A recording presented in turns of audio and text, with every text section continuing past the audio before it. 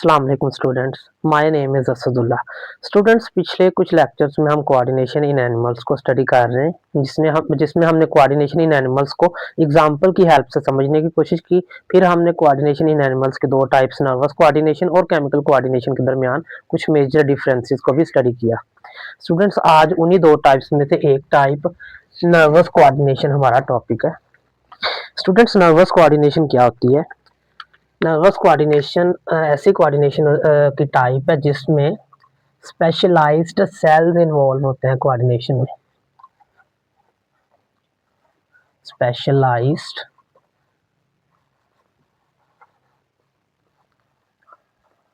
Sales involve होते हैं। इन specialised sales को हम बोलते हैं न्यूरॉन्स। ठीक है। अब ये न्यूरॉन्स यहाँ तो डायरेक्टली आपस में लिंक कर रहे होते हैं या फिर ये सेंट्रल नर्वस सिस्टम के थ्रू आपस में जुड़े हुए होते हैं। फॉर एग्जांपल कि यहाँ पर हमारे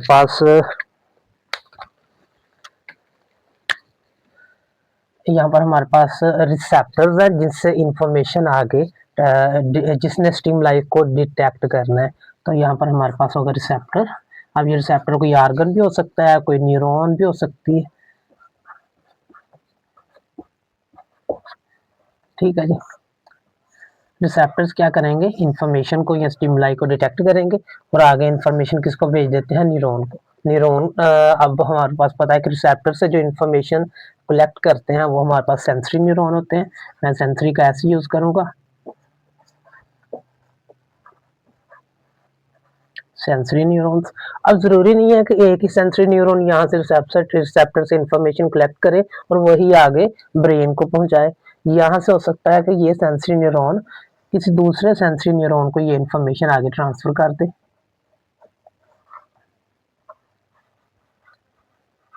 ठीक है। और फिर यहाँ से आगे इंफॉर्मेशन ये चली जाए ब्रेन के पास। अब ब्रेन जो है वो क्या करेगा? इस इंफॉर्मेशन को प्रोसेस करेगा। ठीक है। अब हमें पता है कि ब्रेन के अंदर कौन से न्यूरॉन्स प्रेजेंट होते हैं। यस, ब्रेन के अंदर इंटर या एसोसिएटिव न्यूरॉन्स प्रेजेंट होते हैं।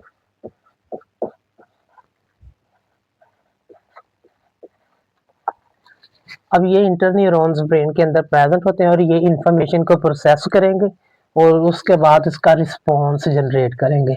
अब ये रिस्पॉन्स आगे किसके पास भेजना है इन्होंने? इफेक्टर्स के पास। यस,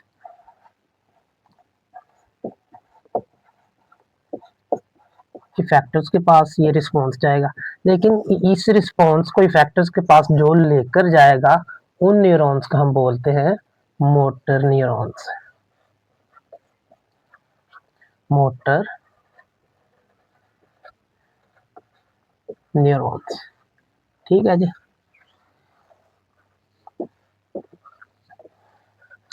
अब इसमें आप देख सकते हैं कि न्यूरॉन्स डायरेक्टली भी आपस में लिंक कर रहे हैं और ब्रेन के थ्रू भी आपस में लिंक कर रहे हैं। तो यहाँ से रिसेप्टर से इंफॉर्मेशन जो है ना वो नर्व इम्पल्स जनरेट होता है, यानी जो सेंसरी न्यूरॉन करते हैं और फिर उसे ट्रांसफर करते हैं एक न्यूरॉन से दूसरे न्यूरॉन के पास और फिर आगे ब्रेन के पास, देन मोटर न्यूरॉन के पास और फाइनली इफेक्टर्स के पास। फिर जो ब्रेन ने इसको रिस्पॉन्स जनरेट किया होता है उसके मुताबिक इफेक्टर्स जो है फिर वो अपना फंक्शन परफॉर्म करते हैं। तो यहाँ पर एक न्यूरॉन से दूसरे न्यूरॉन तक जो इंफॉर्मेशन ट्रेवल करती है वो साइनैप्स की फॉर्म में ट्रेवल करती है। किसकी फॉर्म में? साइनैप्स। अब साइनैप्स यहाँ पर कैसे बनता है कि हमारे पास एक न्यूरॉन है, ये उसका एक्सोन है। हम आगे न्यूरॉन स्ट्रक्चर में देखेंगे एक्सोन और डेंड्राइट्स वगैरह क्या होते हैं। और दूसरा न्यूरॉन हमारे पास जिसका ये है डेंड्राइट या डेंड्रोन। अब एक्सोन से इंफॉर्मेशन जाएगी, यानी सपोज करें ये वाला एक्सोन इस सेंसरी न्यूरॉन का है, ये वाला डेंड्रोन इस सेंसरी न्यूरॉन का है। तो ये यहाँ से इंफॉर्मेशन दूसरे सेंसरी न्यूरॉन तक जानी है, तो यहाँ से इस एक्सोन से ये डेंड्रोन तक इंफॉर्मेशन जाएगी। अब अगर तो इन दोनों के दरमियान ये जो गैप है ये जो गैप है, अगर तो ये कम है, बहुत ज्यादा कम है, तो फिर इंफॉर्मेशन नर्व इम्पल्स की फॉर्म में ट्रेवल कर जाएगी। इसकी यहाँ पर अगर गैप अगर क्या है जी, लेस गैप, ये शॉर्ट हम इसको बोल लेते हैं। अगर तो गैप क्या है,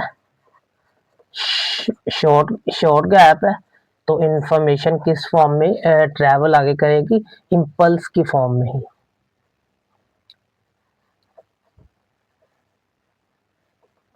ठीक है, लेकिन अगर ये गैप क्या है, ज्यादा है, लॉन्ग है या लार्ज है,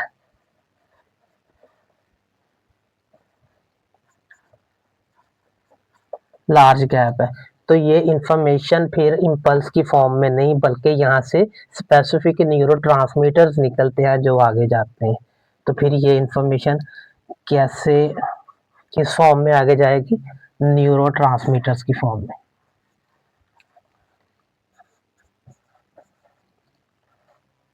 ट्रांस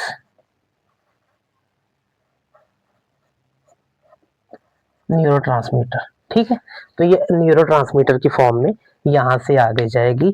इसको हम, और इस गैप को हम स्पेसिफिकली, इस गैप को हम क्या बोलते हैं, ये जो इन दोनों के दरमियान ये जो गैप बना है, इसको हम बोलते हैं साइनेप्टिक क्लेफ्ट। ये आगे हमने साइनेप्स को पढ़ना है, वहां पे काफी डिटेल से ही मैं चीजें एक्सप्लेन करूंगा, अभी के लिए ये इतना शॉर्ट सा ही आप याद रखें। साइनेप्सिस क्लेफ्ट, ठीक है, तो ये यहाँ पर ये साइनेप्स, यहाँ से एक न्यूरॉन से दूसरे न्यूरॉन के पास इंफॉर्मेशन जाएगी, इस तरह तीसरे न्यूरॉन के पास, चौथे न्यूरॉन के पास, और इस तरह चलते चलते ये ब्रेन के पास, देन मोटर न्यूरॉन के पास। हर जगह पर जहाँ से एक न्यूरॉन से दूसरे न्यूरॉन के पास इंफॉर्मेशन ट्रेवल करना है, तो वो साइनेप्स की फॉर्म में ही वहां पे साइनेप्स स्ट्रक्चर बनेगा, और वहां से अगर साइनेप्टिक क्लेफ्ट शॉर्ट है तो वो इम्पल्स की फॉर्म में आगे चली जाएगी। लेकिन अगर साइनेप्टिक क्लेफ्ट ज्यादा है, बड़ा है, लार्ज है, तो फिर वो न्यूरोट्रांसमीटर्स की फॉर्म में यहाँ से आगे ट्रेवल करेगी। ठीक हो गया जी, ये हमारे पास न्यूरॉन से। अब हम देखते हैं इसको, इसके बारे में अब हम जरा डिटेल से इसको समझते हैं कि ये रिसेप्टर्स क्या होते हैं। ठीक है जी, इसके लिए मैं पहले ये कुछ रेस कर लेता हूँ।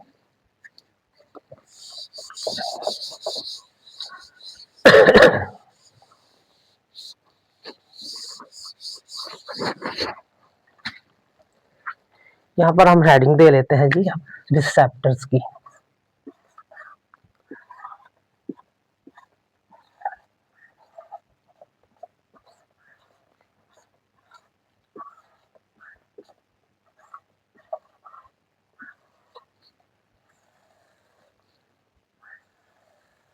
रिसेप्टर्स, अच्छा जी, रिसेप्टर्स क्या होते हैं, ये वो सेल्स, ऑर्गेनेली या नर्व इम्पल्सिस या रिसेप्टर ऑर्गन होता है जो किसको डिटेक्ट करता है, इसका काम क्या है, टू डिटेक्ट स्टिमुलाई। अब स्टिमुलाई या स्टिमुलस हमारे पास क्या होता है, स्टिमुलस एक सिंगुलर वर्ड है, स्टिमुलाई प्लूरल वर्ड है। अब ये हमारे पास चेंजेस होते हैं हमारे एक्सटर्नल या इंटरनल इन्वायरमेंट में, कोई भी जो चेंजेस आ रहे हैं वो स्टिमुलाई हैं, और उन चेंजेस को जो डिटेक्ट करना है वो रिसेप्टर्स ने करना है। ठीक है, अब रिसेप्टर्स की हमारे पास कुछ टाइप्स होती हैं, टाइप्स ऑफ रिसेप्टर्स हम देख लेते हैं यहाँ पर।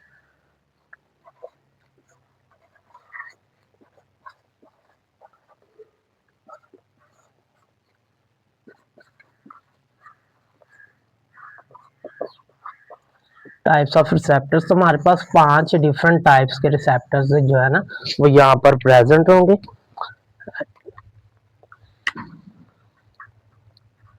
फर्स्ट टाइप हमारे पास आ जाएगी कीमो रिसेप्टर्स, कीमो रिसेप्टर्स, ठीक है। सेकंड टाइप यहाँ पर हमारे पास आ जाएगी मैकेनो रिसेप्टर्स,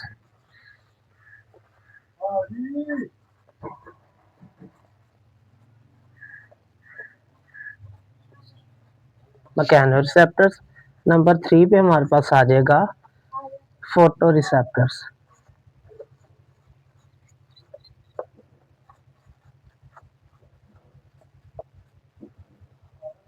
फोटो रिसेप्टर्स।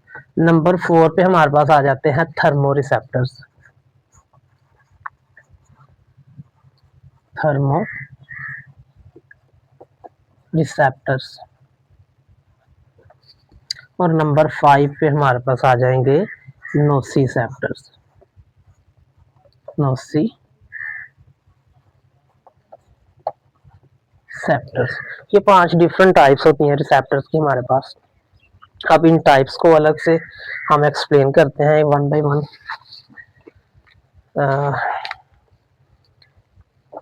इनको मैं रेज करके अब अलग अलग टाइप्स की हेडिंग दे देता हूँ ना।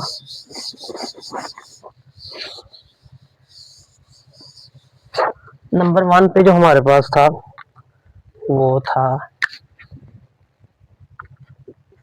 Chemo receptors. Chemo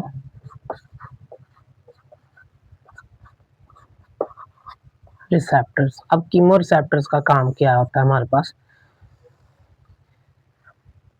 chemo receptors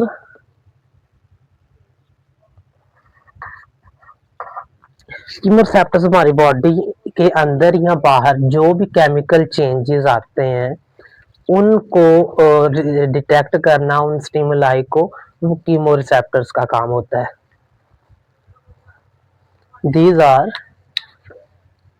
these are for smell,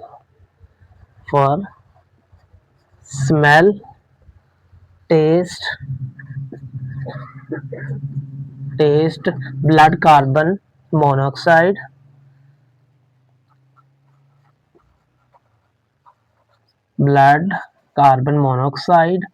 glucose,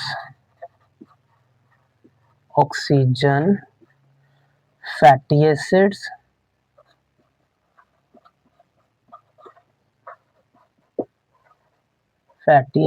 और इसके साथ साथ हमारे पास आ जाते हैं अमाइनो एसिड्स। ये इसके अलावा और भी बहुत सारे केमिकल्स हैं जिनकी कंसंट्रेशन में वेरिएशन आ सकती हैं। तो हमारी मोस्टली ये कीमोरिसेप्टर्स हमारी बॉडी के अंदर ही बॉडी के अंदर से स्टिमुलाई को रिसीव करते हैं कि इनकी कंसंट्रेशन हमारे ब्लड के अंदर अगर कम ज़्यादा हो रही है तो हमारे कीमोरिसेप्टर्स उसको डिटेक्ट करेंगे और फौरन ब्रेन को मैसेज भेजेंगे, भाई हमारी ब्लड के अंदर ऑक्सीजन लेवल कम हो गया, तो वो ब्रेन उसके अकॉर्डिंगली अपना एक्शन परफॉर्म करेगा। या अगर ग्लूकोज लेवल कम हो गया तो ब्रेन उसके अकॉर्डिंगली हमारे पैंक्रियाज को ऑर्डर करेगा, भाई बॉडी के अंदर ग्लूकोज कम है, ज्यादा ग्लूकोज प्रोड्यूस करो। इस तरह फैटी एसिड, अमाइनो एसिड और जितने भी दूसरे केमिकल्स हैं उन सब के लिए उन सब की जो इन्फॉर्मेशन को डिटेक्ट करना है, उनके अंदर जो वेरिएशंस आ रही हैं उनको डिटेक्ट करना है, वो किसका काम है? कीमोरिसेप्टर्स का। अगर इसकी हम एग्जांपल देख लें, हमारे पास एग्जाम्पल की अगर हम बात करते हैं तो वो हमारे पास जो हाइपोथैलेमस के अंदर जितने भी रिसेप्टर्स प्रेजेंट होते हैं वो कीमोरिसेप्टर्स होते हैं। रिसेप्टर्स इन हाइपोथैलेमस। ठीक हो गया, ये हमारे पास कीमोरिसेप्टर्स से। सेकंड नंबर पे हमारे पास आ जाते हैं मैकेनोरिसेप्टर्स।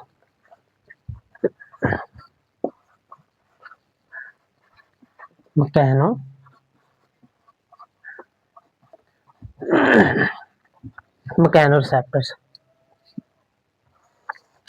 अब मैकेनोरिसेप्टर्स की स्पेसिफिकेशन क्या है, ये क्या करते हैं, तो इसका देख लेते हैं। These detect the stimuli of touch, pressure. These detect the stimuli of touch, pressure. इसके अलावा हेयरिंग, जो हम बातें सुनते हैं वो भी किसकी वजह से होती हैं? कीमोरिसेप्टर्स ही उसको डिटेक्ट करते हैं। आगे हमारे पास इक्विलिब्रियम।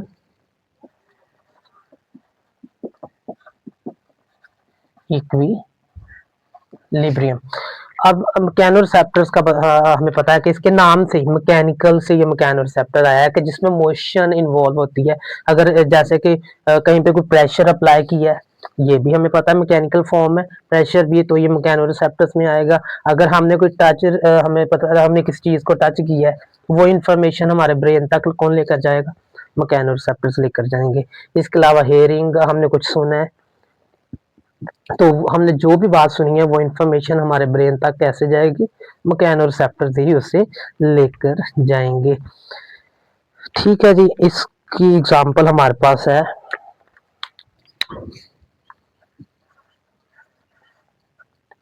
इसकी एग्जांपल इसमें फ्री नर्व एंडिंग्स आ जाएंगी, free nerve, free nerve endings. इसके अलावा expanded tip endings, expanded tip endings. ठीक है, इस क्लास के एंडिंग्स ये हमारी पूरी बॉडी के अंदर ये वाले मैकेनोरिसेप्टर्स जो हैं ये प्रेजेंट होते हैं, इसलिए हमारी पूरी बॉडी के ऊपर कहीं भी कोई टच होता है या कोई टच जैसी फीलिंग होती है, तो हमारे मैकेनोरिसेप्टर्स उस टच वाले स्टिमुलस को रिसीव करके ब्रेन को बता देते हैं अभी हमारी बॉडी के इस पार्ट में या इस जगह पर टच हुआ है, अभी किस चीज ने टच किया है। यहाँ पर कुछ इंपॉर्टेंट एग्जाम्पल्स है हमारे पास जो हमारी बुक के अंदर भी मेंशन है, वो हम देख लेते हैं। जैसा कि हमारे हार्ट से जो आयोटा और कैरोटिड आर्टरीज निकलती हैं, आयोटिड and carotid, carotid arteries,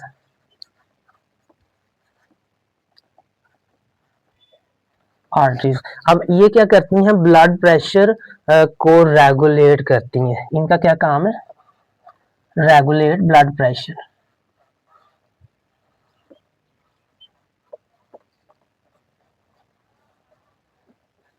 blood pressure, अब ये कैसे रेगुलेट करती हैं ब्लड प्रेशर को? फॉर एग्जांपल ये देखें, हमारे पास ये हमारे पास हार्ट है, ये हार्ट है हमारे पास।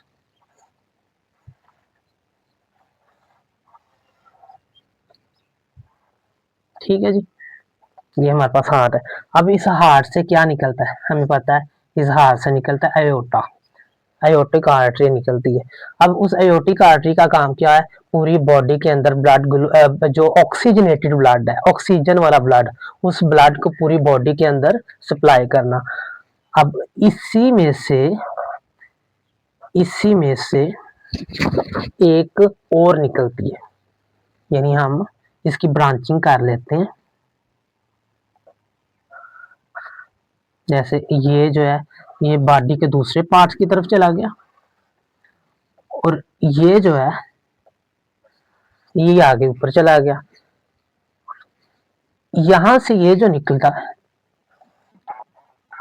इसको हम क्या बोलते हैं? आयोटा। इस आर्टरी को जो हार्ट से निकली एक ही आर्टरी, उसका हम आयोटा या आयोटिक आर्टरी बोलेंगे। लेकिन उसी से आगे एक और इसकी जो ब्रांच होती है उसको हम क्या बोलते हैं? Yes, carotid arteries, carotid artery. ठीक है जी, वो हमारे पास कैरोटिड आर्टरी होती है, और कैरोटिड आर्टरी का क्या काम होता है? ऑक्सीजनेटेड ब्लड को हार्ट से ऊपर वाले पार्ट्स की तरफ लेकर जाना, यानी हमारे फेशियल और हमारे ब्रेन पार्ट्स की तरफ जो ऑक्सीजनेटेड ब्लड है उसको लेकर जाने वाला काम किसका है? कैरोटिड आर्टरीज का। अब ये किस तरह ब्लड प्रेशर को मेंटेन करती हैं? जैसे सपोज करें हमारा ब्लड प्रेशर जो है वो बॉडी के अंदर कम हो गया। यस, अगर हमारी बॉडी का ब्लड प्रेशर कम हो गया है तो ये आयोटिक और कैरोटिड आर्टरीज क्या करेंगी? श्रिंक कर जाएंगी, थोड़ा सा स्ट्रेच हो जाएंगी, यानी इनकी वॉल्स में मूवमेंट आएगी, जिससे ब्लड प्रेशर ज्यादा हो जाएगा ऑब्वियसली। और अगर ब्लड प्रेशर पहले से ज्यादा है तो ये स्ट्रेच फॉर्म में होंगी और ये रिलैक्स कर जाएंगी, पीछे की तरफ होंगी, जिससे ब्लड प्रेशर कम हो जाएगा। अब चूंकि यहाँ पर मूवमेंट आ रही है, और मैंने आपको पहले भी बताया मूवमेंट किसकी प्रॉपर्टी है, मैकेनिकल प्रॉपर्टी है, और वो मैकेनोरिसेप्टर्स में आएगी, इसलिए ये कैरोटिड आर्टरीज और अयोटिक आर्टरीज की मूवमेंट भी मैकेनोरिसेप्टर्स में ही आती है। इसके अलावा हमारे पास एक और बुक में एग्जांपल मेंशन्ड है, branchial vessels of fishes.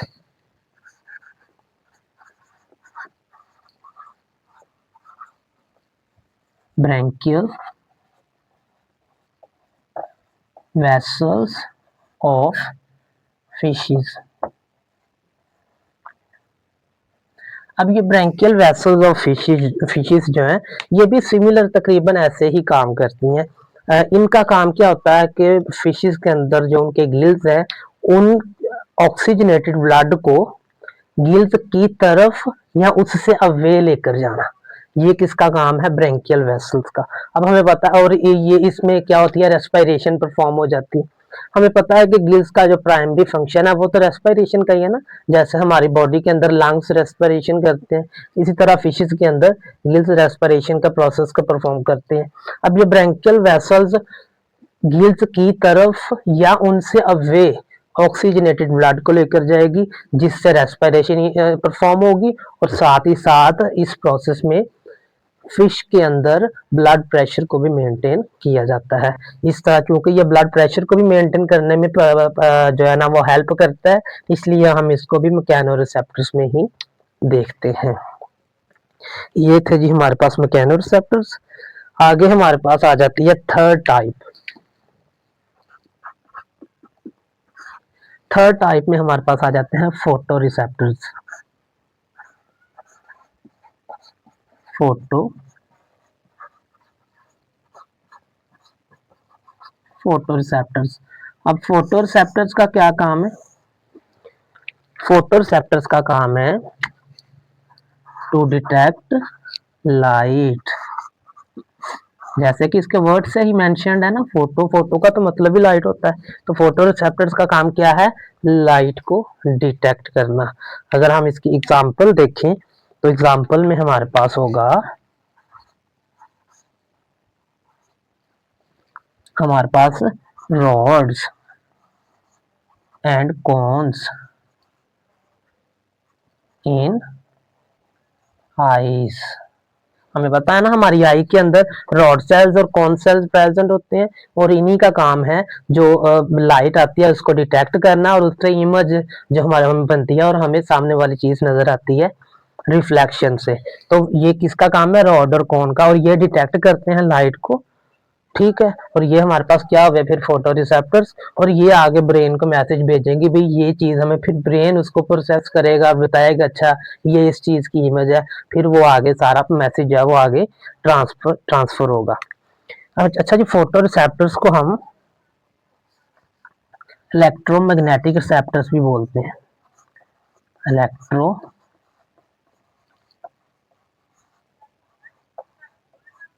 Electromagnetic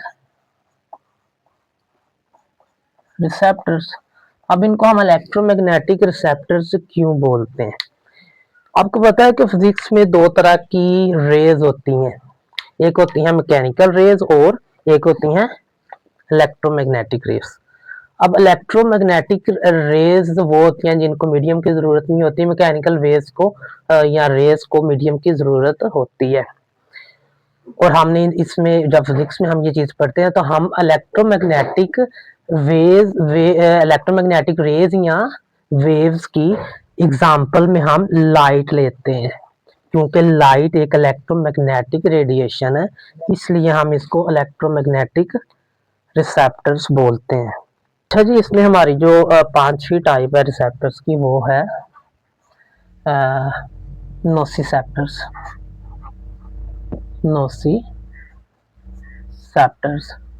अब नोसिसेप्टर्स का काम क्या है, नोसिसेप्टर्स का काम है सिंपली जो पेन की सेंसेशन है उसको प्रोड्यूस करना, प्रोड्यूस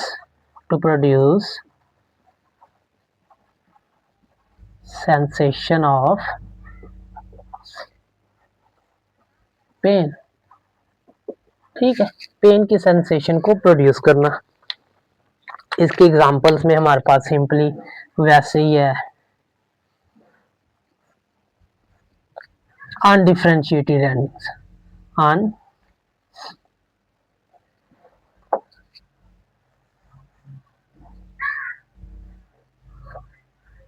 अनडिफरेंशिएटेड